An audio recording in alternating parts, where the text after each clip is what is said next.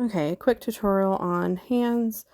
When you're drawing a hand, again, you want to start with a basic light square that's open-ended. Draw a circle for the wrist. You want to draw 4 small circles for where the fingers go, 1 oval for the thumb. Make sure you don't draw that pinky too long.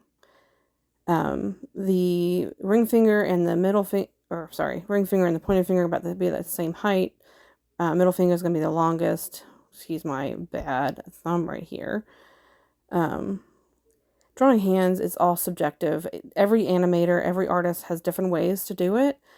If you're wanting to draw a typical 5-fingered hand, this is probably your best option. It's just to abide, like, basically a square for circles and an oval, as you can see here.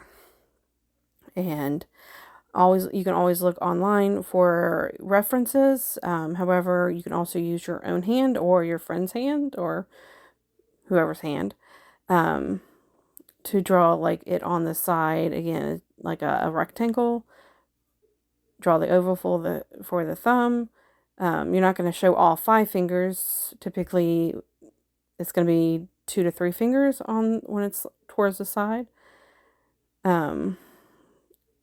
And again, draw light to make room for mistakes, because mistakes do happen. And always just remember, when you're drawing hands, the thumbs will be on the inside where the thighs will be, not on the outside of the hand. Always draw on the inside of the hand that's close, to where they basically face each other. But yeah, like that. There is the thumbs. This is just a quick sketch.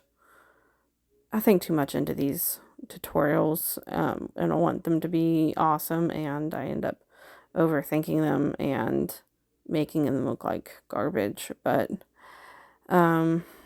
again, my tips is just to use what you have. Use your own hand, use your sibling's hand, your parents' hand, friends, whatever, and just start drawing. That's all I can say. Well, thanks for joining me. You have a great day.